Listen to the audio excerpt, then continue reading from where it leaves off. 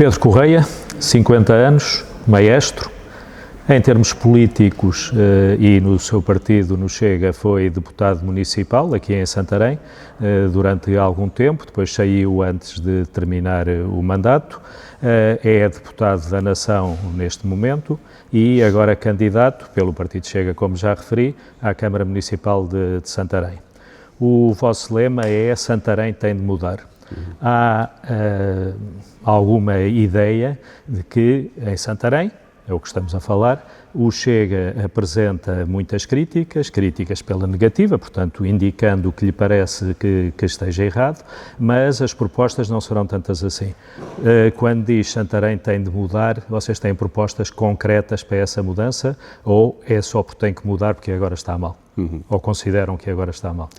Muito obrigado, Francisco, pela oportunidade. Agradeço o convite para esta conversa. Obrigado, e esta entrevista. Começando pela parte pessoal, sou professor de música e toda a minha vida ligada à área de lecionar foi dividida entre Tomar e Santarém. Não sou de Santarém, mas a minha esposa é de Santarém. Sim, é natural do entroncamento e vive em Vila Nova da Barquinha, creio que ainda é assim, não é? Exatamente. A minha esposa é de Santarém, os nossos 4 filhos todos nasceram em Santarém. E, devido à minha atividade letiva, acabei por conseguir vir para Santarém lecionar há 9 anos atrás. Portanto, a partir desse momento, em 2016, com a minha atividade letiva no Conservatório de Música, que é uma escola que tem o regime articulado com os agrupamentos de escolas do Conselho, os 3 agrupamentos, que é Alexandre Herculano, Ginestal Machado e Sá da Bandeira, comecei a integrar-me daquilo que é não somente o ambiente escolar, o ambiente social, mas também a própria cidade e o concelho em si, enfim, tudo o que é a riquíssima história de Santarém, mas também as populações, as suas demandas, os seus problemas, aquilo que a cidade e o concelho viveram nos últimos anos, as últimas décadas também. E por isso, mais tarde, com o aparecimento do Partido Chega, acabei por me vincular ao partido praticamente desde o início, 2019, e percorrer um caminho que levou a vários desafios, entre os quais em 2021, como referiu, nas últimas autárquicas, num ambiente completamente diferente. O partido e o país em 2021 não eram de todo aquilo que são em 2025. Em 2021 estávamos ainda a braços e a sair depois de uma pandemia, e o partido em si, que em 2021 era tido como um partido de protesto, um partido que era novo, que tinha na Assembleia da República o deputado único André Ventura, as autárquicas há 4 anos foram num contexto social e político completamente diferente. Entretanto, passados 4 anos, o país político mudou muito, o Partido Chega desenvolveu uma série de políticas que os portugueses começaram a ouvir mais atentamente, a aceitar de forma gradual. Isso, em 2022, deu-se com a passagem de 1 para 12 deputados, 2 anos depois, em 2024, para 50 deputados, e a consolidação dessa fasquia, que já deixa de ser um partido de protesto, mas quer também ser um partido de governo, deu-se este ano, com a passagem de 50 para 60 deputados. Isto a nível nacional. Sim, mas vamos centrar mais em Santarém. A nível autárquico, portanto, isto foi um contexto, não é? Para chegarmos aqui a Santarém. A nível autárquico, esse contexto de aceitação do Partido Chega também se foi construindo, e é a nossa sensação neste momento que temos todas as condições para disputar estas eleições autárquicas, não só, como o Francisco disse, apontando sistematicamente algumas falhas na governação autárquica, mas também, especialmente a partir do final do ano passado, com uma oposição construtiva. Como também diz o nosso Presidente, o líder da oposição não deve ser o líder da destruição. A doutora Manuela Estevam, que tem feito um trabalho nesse sentido de apontar aquilo que, no nosso entendimento, são falhas, mas também apontar soluções, apontar está projetos, Está com isso a querer-me dizer que o trabalho agora na Câmara Municipal, o trabalho do Partido Chega, com a vereadora Manuela Estevão, é diferente para muito melhor do que era o de Pedro Frazão? Todos os vereadores são diferentes, todos os políticos são diferentes. Não, estamos a falar dentro do Chega, só é claro. Dentro do Chega e fora do Chega, quer dizer, mesmo dentro de cada partido, qualquer outro partido que possamos analisar, os líderes, os seus políticos, os seus dirigentes, há sempre diferenças e, na realidade, este é um caso também. É claro que, como eu disse, em 2021 o tempo era outro, é um tempo mais combativo, um tempo de maior assertividade relativamente àquilo que seria a afirmação faseada do Partido Chega. Creio que o Dr. Pedro Frazão fez um trabalho nesse sentido e foi estratégia do partido colocar a Dra. Manuela Estevão no final do ano passado na vereação da Câmara Municipal. E também é a partir dessa fase que se começa realmente a fazer um trabalho de estrutura dentro da própria Conselhia, tendo em conta no horizonte as eleições autárquicas deste ano. Portanto, estamos aqui a falar de cerca de um ano de antecedência com uma nova estratégia, com uma nova forma de fazer a política autárquica, tendo em conta o futuro do Conselho e a aproximação e este grande desafio que são as autárquicas. E, nesse sentido, voltando à sua questão, apontar o vetor de oposição, mas também já um vetor de governação, ou pelo menos de propostas que possam elucidar o eleitorado para a alternativa que pode ser o Partido Chega. Algumas dessas propostas que constam do nosso programa já foram, ao longo destes meses, em reuniões de Câmara, anunciadas e propostas em reunião de Câmara pela nossa vereadora, que tem feito um trabalho exaustivo e extraordinário nesse aspecto. De qualquer maneira, já apontou durante esta campanha ou pré-campanha, já apontou como áreas de prioridade para vós, penso que poderei dizer assim, o emprego qualificado e a habitação realmente acessível. Sobretudo esta última, o que é que quer dizer com o realmente acessível? Penso que o termo era realmente, se não era, era semelhante. É semelhante, sim. O conceito é habitação acessível a custo controlado.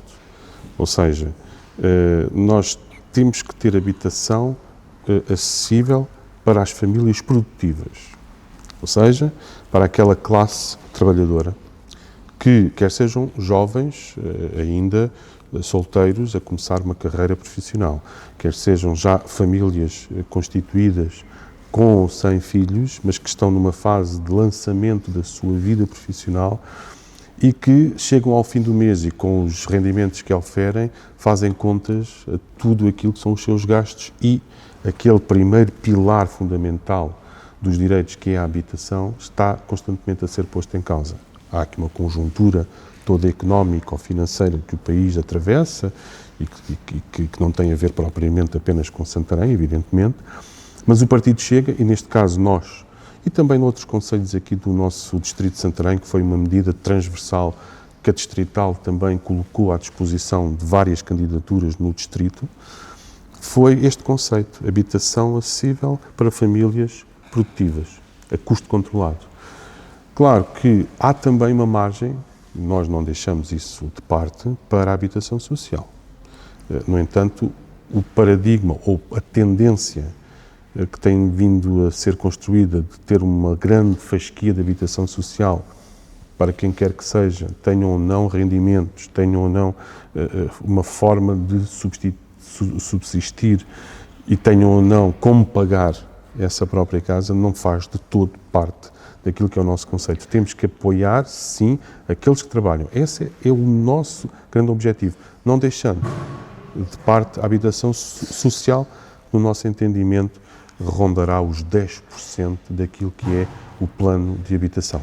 Nessa habitação acessível, que papel é que a Câmara teria de construtora dessa mesma habitação, de financiadora das pessoas para adquirirem essa habitação e que meios é que lhe parece que a Câmara tem para poder enfrentar uma situação dessas? Repara, há uma série de pontos nesse grande plano da habitação. Em primeiro lugar, eu sei que o PDM foi revisto agora, finalmente, depois de décadas engavetado, mas nós precisamos de voltar a fazê-lo o quanto antes, uma vez que as alterações efetuadas, ou seja, a revisão do PDM efetuada praticamente deixou quase tudo na mesma.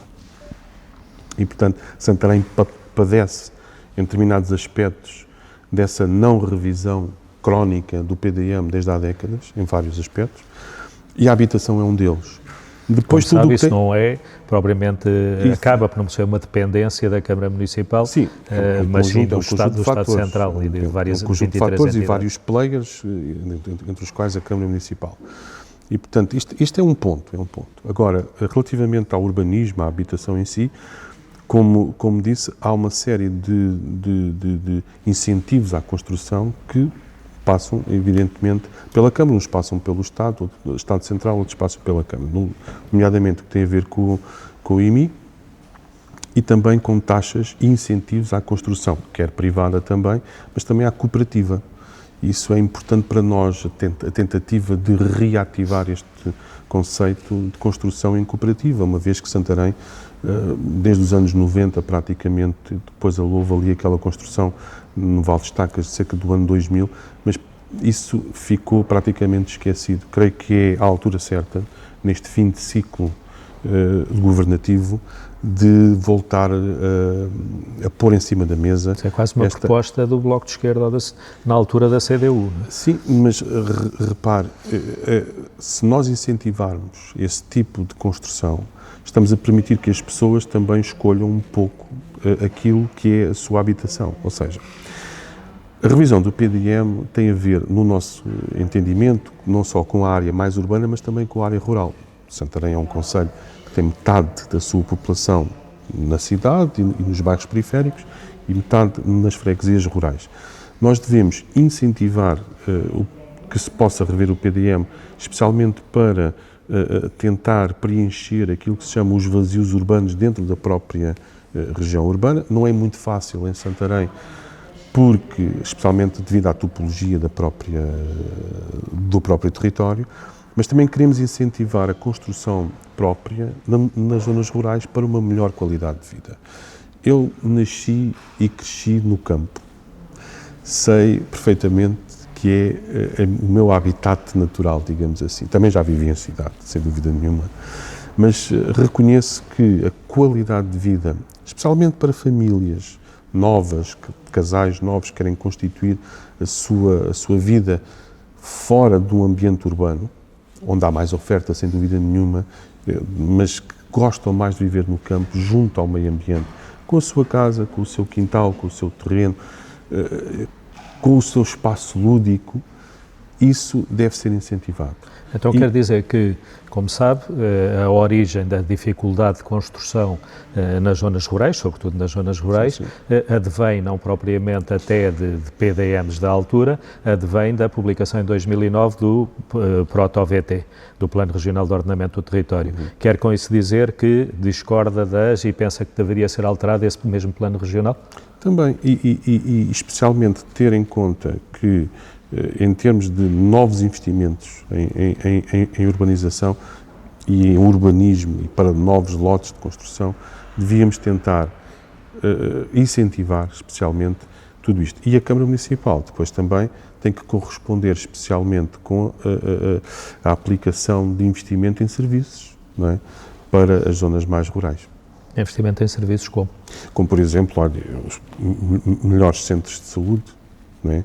Por exemplo, essa parte da saúde é muito importante no nosso programa, porque nós estamos aqui a assistir, especialmente aqui na cidade, a um depauperamento das infraestruturas das USF, que são responsabilidade da Câmara. Tudo o que está agarrado ao chão, às paredes, ao teto, é responsabilidade. Os problemas enormes que temos na USF do Planalto e também Almeida Garrett, que visitámos, a questão muito complicada e preocupante da USF de São Domingos.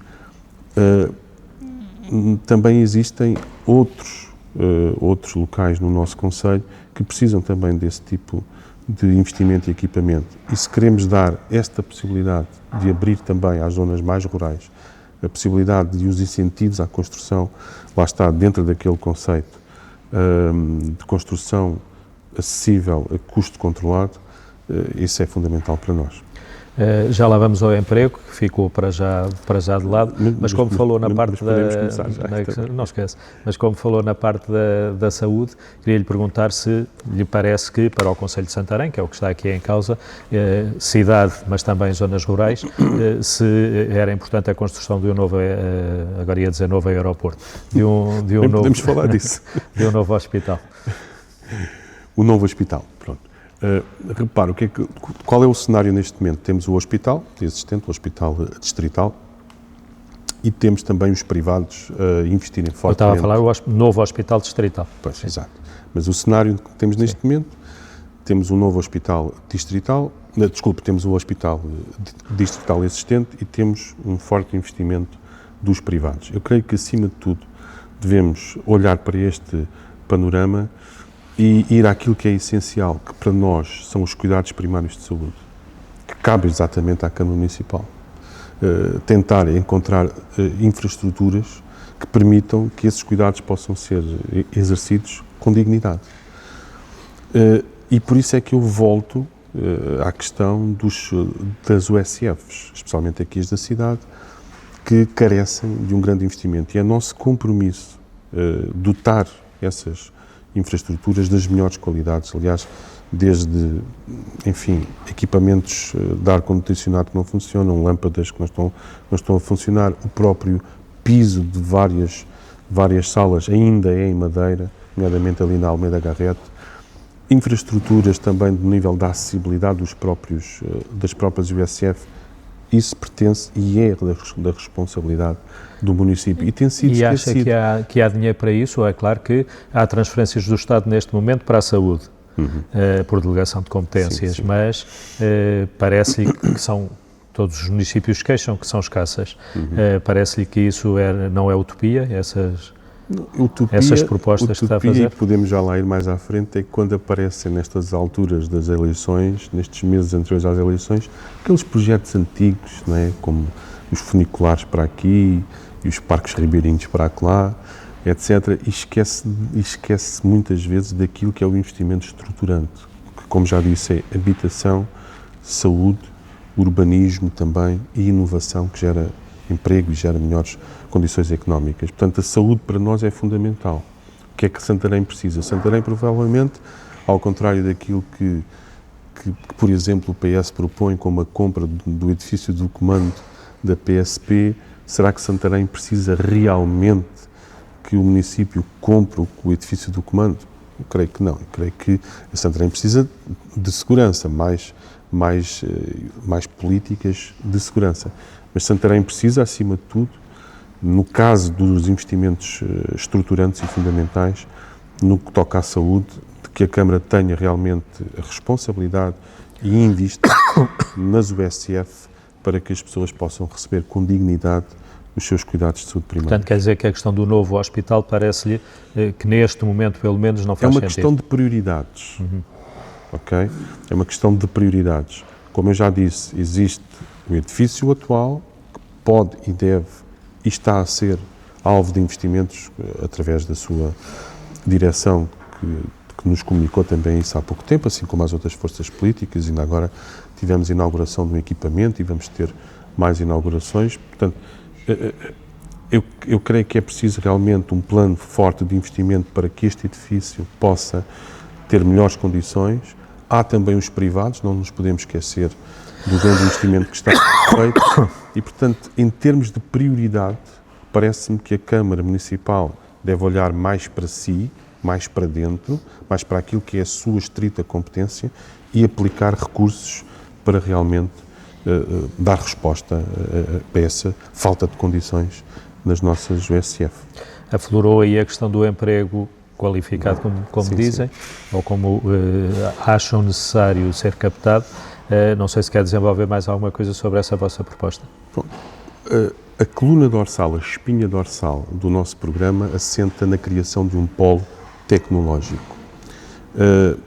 Como todos sabemos, Santarém precisa de uma nova zona industrial. Eu creio que isso é transversal aos principais partidos. Defende que essa zona industrial é uma área separada daquela ou na continuação daquela? O que é que lhe parece mais útil? Antes de mais, tem que ser uma área diferenciada daquela. Para já, porque aquela zona não só está completamente a rebentar pelas costuras, como deixou de ser, ou aquilo que era para ser uma zona industrial passou a ser praticamente ao longo dos anos uma zona de serviços, tem muito pouca indústria. Portanto, precisamos de um novo espaço de cerca de 200 a 250 hectares, muito provavelmente dentro desta área, mas virada para um novo conceito. E esse novo conceito é o polo tecnológico, que se baseia em inovação, tecnologia e desenvolvimento.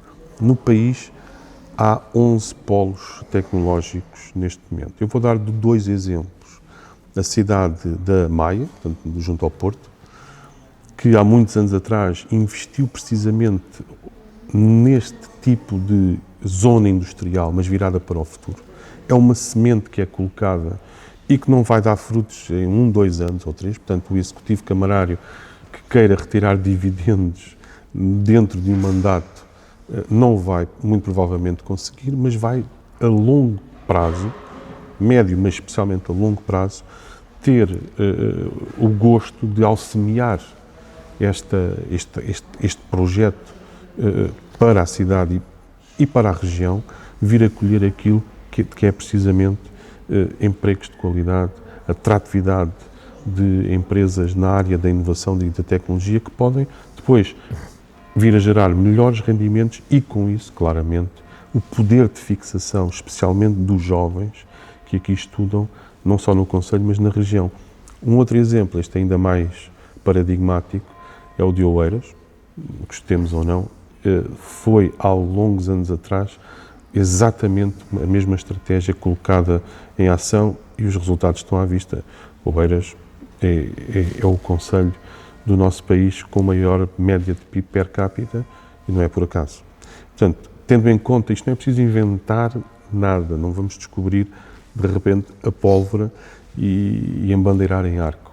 Basta saber copiar bem e adaptar devidamente à realidade do nosso território aquilo que são os melhores exemplos. E, portanto, se me perguntar, se calhar ia-me perguntar mais à frente, qual é que seria o primeiro projeto caso viesse a vencer as eleições autárquicas, é exatamente este.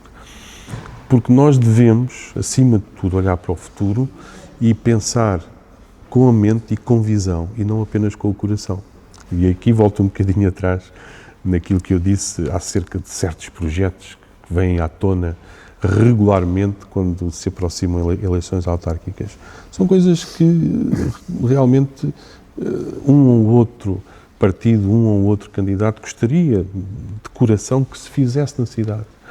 Mas não são os projetos estruturantes que podem vir a gerar riqueza, vir a gerar emprego, vir a gerar um desenvolvimento sustentável para o concelho. E o concelho de Santarém, como eu já disse, precisa muito disso. O nosso polo tecnológico é baseado precisamente neste conceito de agrotech e foodtech, ou seja, virado para o mundo rural, na tentativa de fazer parcerias com a academia, com universidades, nomeadamente não somente com o nosso Politécnico, mas especialmente com a Universidade Nova de Lisboa e a Universidade Católica, para atrair empresas dentro desta área da agrotech e da foodtech, de modo a, de uma vez por todas, fixar este tipo de investimentos em Santarém, porque dentro deste projeto e com outras propostas queremos definitivamente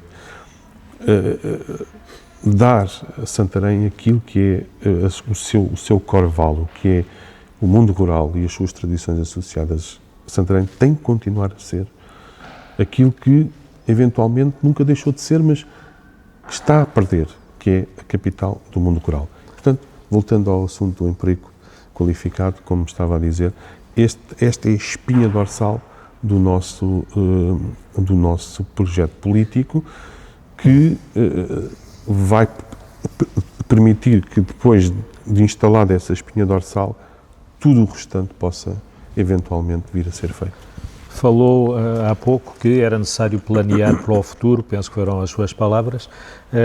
Há tempos, ou há dias, disse que tinham um plano estratégico. Eu fiquei com a ideia que será um plano estratégico para o concelho, para a cidade, mais ou menos genérico e não temático. Estou errado ou é uma questão mais temática e mais específica? O plano estratégico é um conjunto de medidas estruturantes que nós temos para a cidade e para o concelho. No dia 28 de junho, que foi o dia em que apresentámos a nossa candidatura aqui em Santarém, anunciámos essas 10 medidas. Portanto, o plano estratégico é isto mesmo. Então, no fim de contas, é um conjunto de medidas, não é? É um conjunto de medidas estruturantes, envoltas numa visão política para o concelho e que é um plano para se colocar em prática.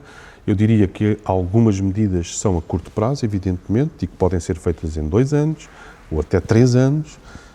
Outras são a médio prazo, até ao final de um mandato, mas também há outras que, apesar de serem feitas, de serem postas em prática dentro dos primeiros anos, vão obter resultados e vão ser visíveis e vão ser estruturantes para o concelho, não só no mandato, mas em 2 ou até em 3, como é o caso, como eu acabei de dizer, do polo tecnológico. Portanto, há uma visão estratégica e isso é o que nós chamamos o plano estratégico para a cidade. Porque, repare, se me permite, aquilo que nós temos assistido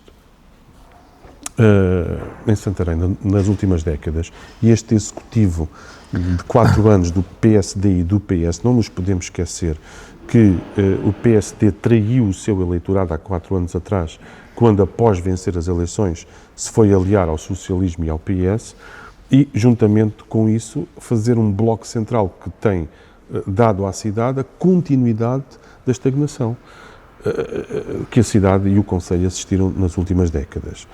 E voltando um bocadinho aqui atrás, aquilo que nós temos assistido, e agora peço desculpa, mas não posso deixar de referir, é que quer um, quer outro, quer PSD, quer PS, têm ido atrás sucessivamente do Chega nas medidas que nós apresentamos na Câmara Municipal, nomeadamente no último ano, através da doutora Manuela Estevão. Fomos nós os primeiros que falámos em plano estratégico, depois a seguir os vereadores do PS já falavam em plano estratégico. Fomos nós plano estratégico é uma coisa que se fala mesmo na Assembleia Municipal já do tempo que eu lá estava, não é? Portanto, há muitos anos. Mas com medidas concretas, não é? Porque este PS e este PSD... Mas era isso que eu gostava que enumerasse... Já governam, digamos assim, o país e o concelho também há 50 anos.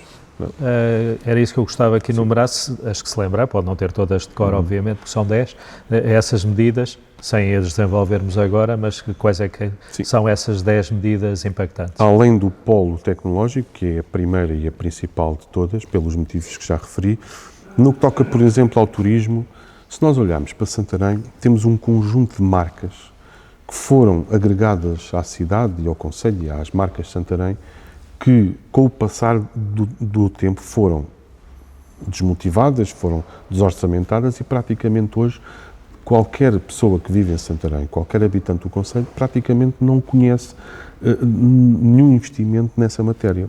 Vários exemplos. Isto tudo ligado a um plano que nós temos de revitalizar Santarém através de um cluster de turismo. Okay? Portanto, estamos a falar de turismo. A marca Capital do Gótico. Podemos perguntar qual é o financiamento, qual é o plano para esta marca que Santarém tem e que é único, que é extraordinário. Não existe. A questão do turismo religioso. Santarém tem dezenas de igrejas. O mais emblemática neste campo do turismo religioso é com certeza a Igreja do Milagre. Nós assistimos de vez em quando à chegada de alguns grupos de turistas, avulso, digamos assim, à cidade, estacionam os autocarros junto ali ao shopping, sobem a Rua João Afonso, vão à Igreja do Milagre, ou então aqui no Jardim da República, atravessam o centro histórico, vão à Igreja do Milagre, voltam para o autocarro, praticamente não passam tempo em Santarém, praticamente não deixam nada em Santarém, a não ser uma curta visita de circunstância para exatamente esta igreja. Isto está totalmente desaproveitado. O turismo religioso em Santarém podia ser icónico, praticamente como acontece em Braga, como acontece, Olha, por exemplo, nós estamos aqui no meio caminho entre Lisboa e Fátima e aqueles poucos grupos que aparecem em Santarém para virem conhecer este tipo de turismo ou fazer este tipo de turismo passam exatamente entre Santarém e Fátima, mas nem sequer ficam em Santarém. Portanto, este é mais um ponto a juntar à revitalização do turismo através do turismo religioso. Depois, por exemplo, num outro aspecto, a cultura avieira. As Caneiras é um povoado. Continuamos nos 10 pontos, não é? Continuamos no ponto do turismo. No turismo ainda, sim. Que é o cluster do turismo. Claro que isto tem outras conexões, como, por exemplo, a cultura avieira e as Caneiras é um povoado que está esquecido. Eu sei que agora vão fazer lá um festival Raízes Vivas, lá está, uma semana antes das eleições, vai ser um grande evento, e acho muito bem, sem dúvida nenhuma, mas durante 4 anos, praticamente, as Caneiras continuaram como já continuam há décadas, sem acessibilidades condignas. A questão... Mas esse evento não é uma realização da Câmara, pelo menos? Juntamente da Câmara. Juntamente Com a Câmara e com associações, sim, e também com o turismo do Alentejo e Ribatejo. E, portanto, é sem dúvida uma data extraordinária para fazer esse evento, com o qual nós concordamos, evidentemente. Mas o esquecimento que as Caneiras, a sua cultura, a sua riquíssima e específica cultura, que tem sido votada ao longo de décadas, para nós é evidente que é uma das nossas maiores apostas, ou será uma das nossas maiores apostas no que tem a ver com o turismo. Depois, outra questão, relativamente ao Festival de Gastronomia. Temos necessariamente que rever o conceito. Santarém, ao ser considerada a capital da gastronomia, é uma extraordinária marca para a cidade. Só de pensar que do Minho ao Algarve, qualquer pessoa que tenha esta vontade em visitar este evento, vir a Santarém, é extraordinário. Agora, a minha questão é esta. O festival é um grande evento que acontece num curto espaço de tempo. E, durante o ano inteiro, o que é que o festival dá? Qual a capilaridade, digamos assim, que o festival tem para com os restaurantes, as freguesias do concelho? Praticamente nenhum. É um grande evento que acontece e não atrai praticamente mais nada a Santarém durante o ano inteiro. Temos que rever esse conceito. Nomeadamente, também, a questão das infraestruturas. É a nossa visão que a Casa do Campino precisa, juntamente com as oficinas que estão em ruínas atrás, de um restauro e de uma ampliação para que possa receber esse e outros eventos de forma mais condigna. As cavalariças ao lado também. Tudo precisa ali de ser revitalizado para que o Festival da Gastronomia e outros eventos possam ter outra grandiosidade. Mas também mais duas coisas. Em primeiro lugar, o festival foi criado para dar a conhecer a cozinha tradicional portuguesa. É certo que ao longo do tempo evoluiu para um outro tipo de conceito, e bem, relativamente à questão dos chefes de cozinha, é uma mais-valia para o festival, mas esquecemos ao longo desse tempo de continuar a dar grande visibilidade à cozinha tradicional portuguesa. Temos que voltar a fazê-lo com preços mais acessíveis para os restaurantes e com melhores condições para que possam vir ao festival. E, por último, os preços. Os preços que o público, ao frequentar o festival, tem que despender para uma visita, praticamente põe em causa a própria ida do público. Portanto, temos que criar condições para rever o festival. E, por último, ainda antes de acabar o turismo, esta não posso deixar de referir, e o Francisco, com certeza, que se recordará desta medida. Santarém já foi a capital do Brasil na Europa. A minha geração não teve esse conhecimento, e a dos nossos pais pouco, mas a geração dos nossos avós viveu aquilo que eram romarias de muitos brasileiros que vinham em paquetes, atracavam em Lisboa e depois ou vinham de comboio ou em autocarros para a cidade de Santarém visitar aquilo que Santarém tem, mais ninguém tem, que é o túmulo do descobridor do Brasil. E o complexo que existe entre a Igreja da Graça, a Casa do Brasil e aquele largo está subaproveitado ou praticamente esquecido. É uma marca muito importante para nós. quer ao nível do turismo brasileiro, quer ao nível do turismo religioso, quer ao nível da atratividade empresarial do complexo brasileiro de indústria ao nível agrário, desde a parte equestre, desde a parte vitivinícola, para Santarém.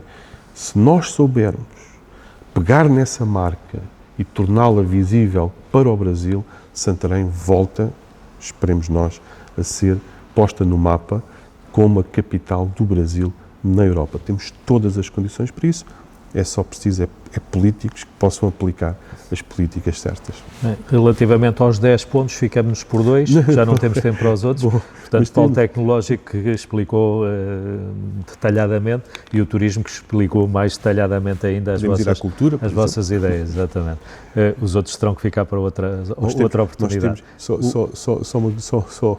Só acrescentar que nós temos na área da cultura um projeto extraordinário ao qual nós chamamos a Broadway Scalabis, que vai nascer, se nós governarmos a Câmara, desde o início da rua João Afonso e ali da rua Arcomanços até às Portas do Sol. Só nesse eixo que atravessa o centro histórico temos 3 teatros, 7 igrejas, largos, monumentos, para revitalizar e tornar Santarém, naquele eixo, um ambiente vibrante. Queremos renovar a biblioteca e torná-la acessível a estudantes até em ambiente noturno. Finalmente, dotar Santarém de uma galeria municipal. Temos 2 escolas que colecionam artes, não temos nenhuma galeria de referência para mostrar os nossos artistas locais e receber exposições de referência. Entre outras iniciativas, não temos muito tempo, mas aqui fica, digamos assim... Fica mais a cultura, então, a juntar... ao conservatório, etc. Às tais 10 medidas. Unidade do Ribatejo, é um termo seu. O que é que pretende dizer com isso? Que Ribatejo é esse? É o Ribatejo da Comunidade Intermunicipal da Lesíria do Tejo? É um Ribatejo muito mais alargado?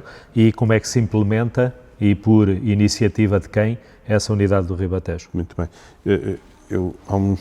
O ano passado, um dos jornais locais da cidade, numa entrevista, colocou-me na primeira página com a frase que eu disse que o Ribatejo merece ser pensado como uma região única. Ipsis verbis, o Ribatejo merece ser pensado como uma região única. É claro que, dada tudo aquilo que aconteceu desde 1986, especialmente com as reformas administrativas das regiões, o Ribatejo tem sido esventrado administrativamente. Aliás, neste momento não existe Ribatejo. Não existe. Portanto, deixou de ser província, nós perdemos concelhos com uma cultura ribatejana extraordinária como Alcochete, Moita, Montijo, Zambuja, Vila Franca e até Alverca, que se dizia do Ribatejo. Sim, apesar de ser Extremadura. Ganhámos, eventualmente, se bem que não se pode equiparar o ganho e a perca, ganhámos Mação, mas o que é facto é que toda esta reforma administrativa das províncias e do território fez com que o Ribatejo fosse dividido, depois também em 2 comunidades intermunicipais, mas que ainda têm, quer uma quer outra, o potencial para, de forma cultural, e aqui esta palavra é fundamental, cultural, começar a pensar o Ribatejo como uma região única. Mas isso, a importância não é só da parte cultural, é total. O que é que lhe parece dessa unidade de Ribatejo ser uma unidade mais alargada, talvez com algumas partes que sairiam do Médio Tejo, mas com a nova estrutura da NUT 2? Repare que é extremamente importante... Portanto, Oeste e Val do Tejo. Sim, Oeste e Val do Tejo. O Ribatejo já foi tudo. Já foi Alentejo, agora vai ser Oeste e Ribatejo e nunca mais é só Ribatejo.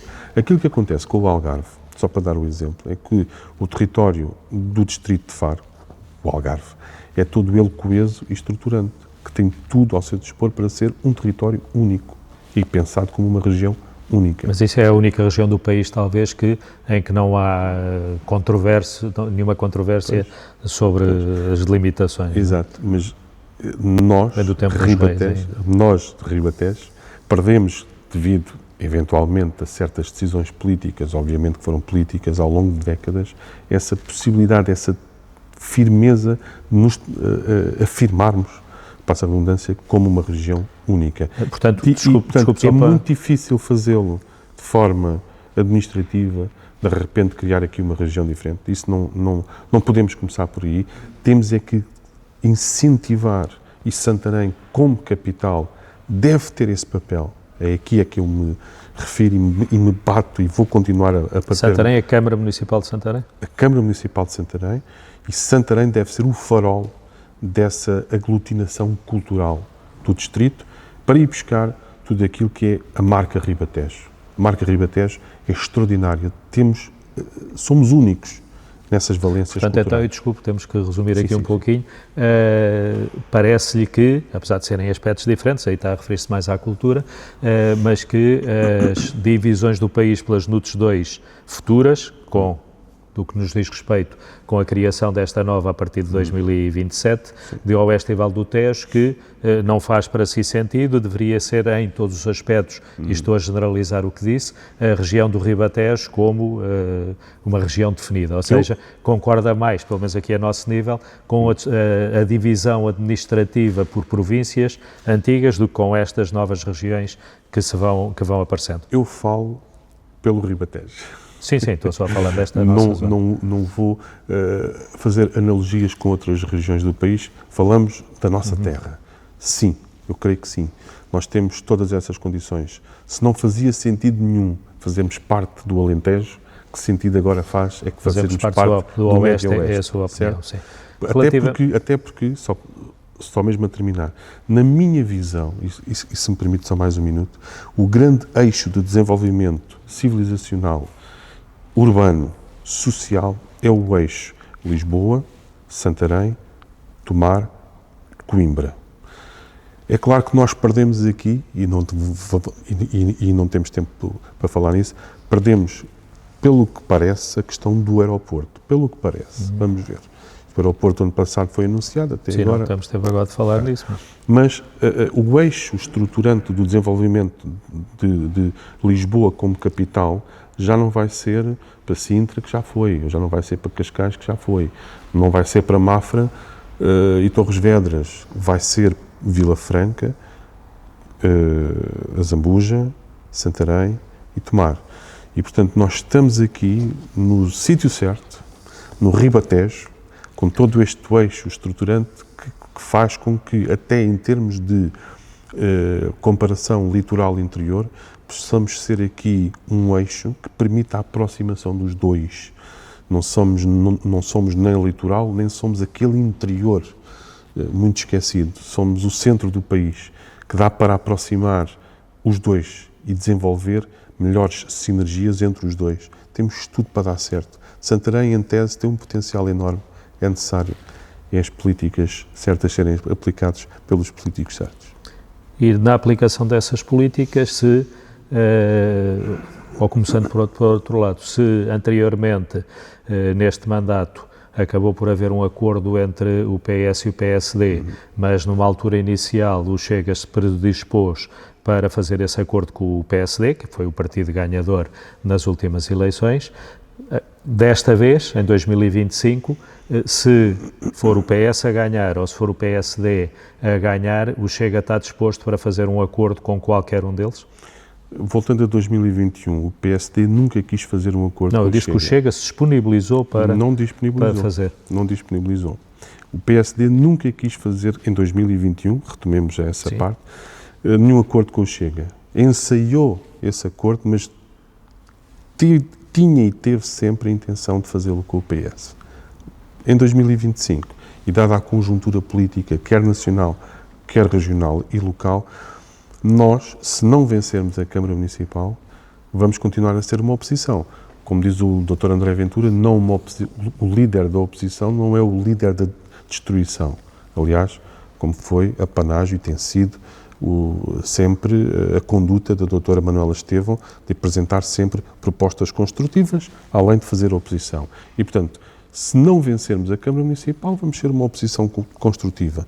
Se vencermos a Câmara Municipal, no cenário pós-eleitoral, analisaremos as possibilidades que podem ocorrer para a governação da Câmara. Mas em tese, admitindo primeiro que é o PSD que ganha as eleições, sim, estão disponíveis para, depois de negociações que poderão resultar ou não resultar, isso será outra questão, estão disponíveis para negociar pelo menos o estabelecimento de um acordo com o PSD e a seguir com o PS. Admitimos que é o PS que ganha, sem maioria absoluta, estão disponíveis para negociar um acordo com o PS? Se não houve acordo pré-eleitoral, não deverá haver, muito provavelmente, nenhum acordo pós-eleitoral. Mas estão disponíveis? Com o PS, impossível. Com o PSD, a conjuntura o dirá. Neste momento, as orientações que temos a nível do partido é que não temos coligações pré-eleitorais com ninguém e a conjuntura o dirá, os resultados o dirão. Portanto, é uma possibilidade? Em tese, há sempre com o PSD, muitas não com possibilidades. O PS. Em tese, há sempre muitas possibilidades. Sim. Agora, não irei adiantar nada relativamente a essa matéria, porque neste momento o que estamos focados é nesta campanha e o veredito dos eleitores ditará depois o que acontecerá. Há algum tempo também referiu, não sei se mantém essa posição, que se for eleito vereador, haja um ou mais vereadores do Chega, que esses lugares serão rotativos com outros elementos da lista.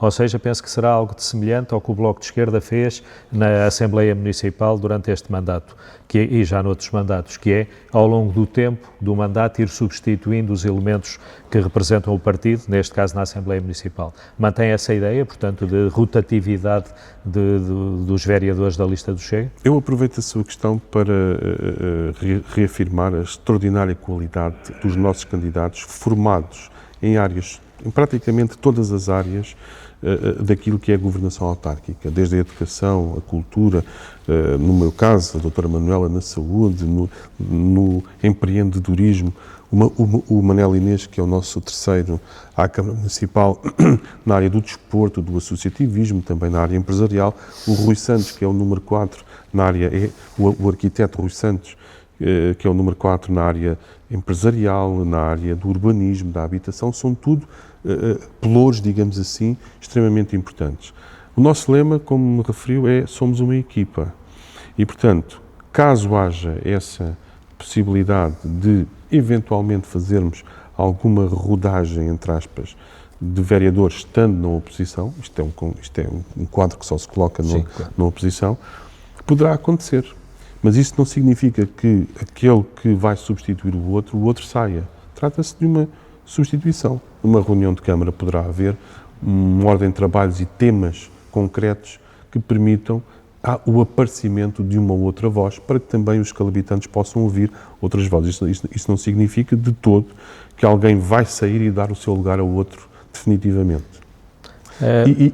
E com isto, não sei se ia perguntar, mas com isto eu quero deixar bem claro que, sendo eleito Presidente, irei assumir, evidentemente, com toda a minha equipa.